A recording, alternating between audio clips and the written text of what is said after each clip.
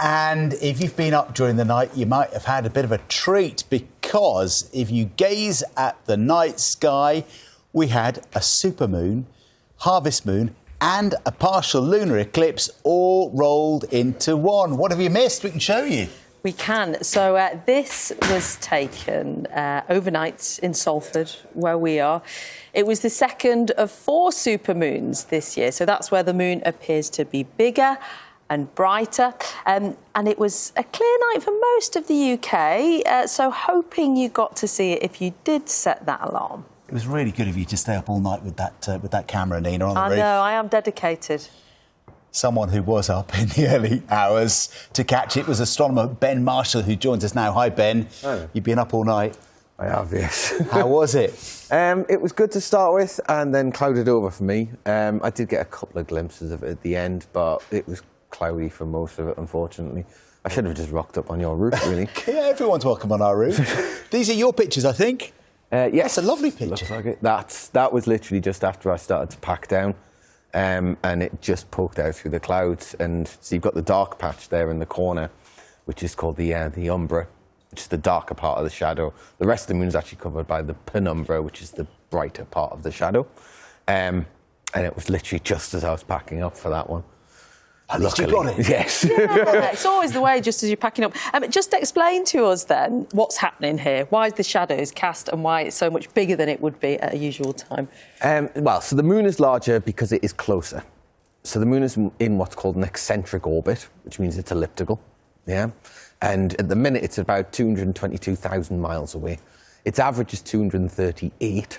So that's 16,000 miles closer, which I worked out is if we left here, flew north over the North Pole, all the way down to the South Island of New Zealand, and then took a bit of a kink and went to Santiago. OK. That's how far it is closer than its average. OK, so that's why it looks bigger. Yeah. Well, it is bigger. Yeah. It's what we call angular diameter in astronomy. It's basically how many degrees it is across. So it is larger. Well, the harvest moon side of it is that's the first full moon of the autumn, which we've just started, and, well, then the eclipses, well, we know what those are. But the lunar eclipses are special. When you get a full one, it's very impressive because the moon turns red because of the light. It's basically all the light of all the sunrises and all the sunsets on the Earth then shining onto the moon. And people will have been catching this from across the world, won't they, with a different perspective? As long as it's nighttime.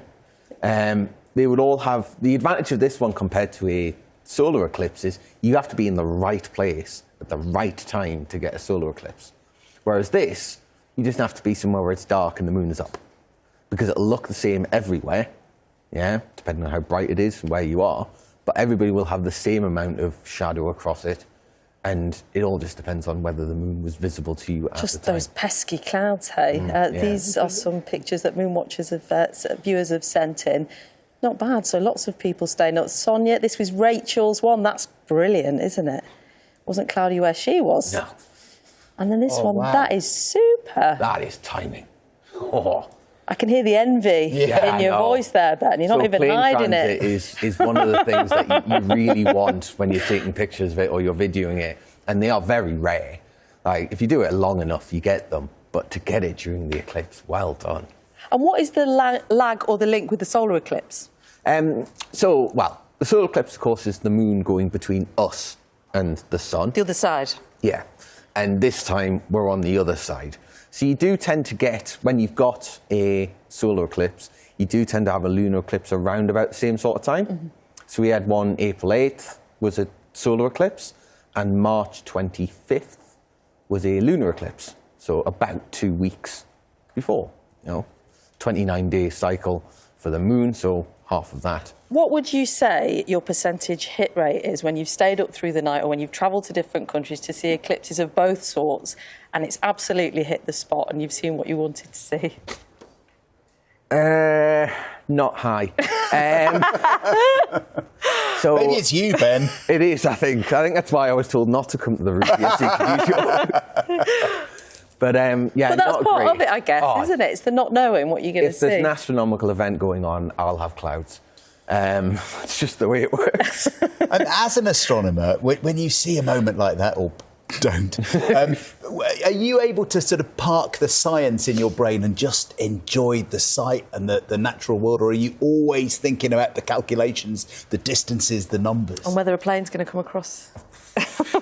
Getting on that app for the planes. Yeah, I think it does happen a lot within astronomy anyway, although, you know, and to be fair, there are people who aren't into the science side of astronomy. Astronomy is a fantastic science for that reason. It's like the only one that normal people can do. Like, you can't walk into some biomedical facility and ask them if you can study viruses. Like, you know, you'll end up on a list. We'll end up stuck in our houses again. But astronomy, you get a telescope, you look at things, you know, you find something that's not documented or wasn't there or has moved, you tell someone, because we like to talk about it, and you've done science. Like, finding near-Earth objects is a popular thing, and there's a lot of scientists, a lot of astronomers who aren't scientists as well. So, and I think even the scientists of us still just enjoy looking at it. Yeah. And the weather gives it a bit of jeopardy, doesn't it? It's that moment of wonder, isn't it, and perspective of the scale of it all, I think. Yeah. Thank you. Ben Marshall, thank you so much for coming in. Our viewers will be sending in more pictures just to troll you and upset you Yeah, throughout just to the make you morning.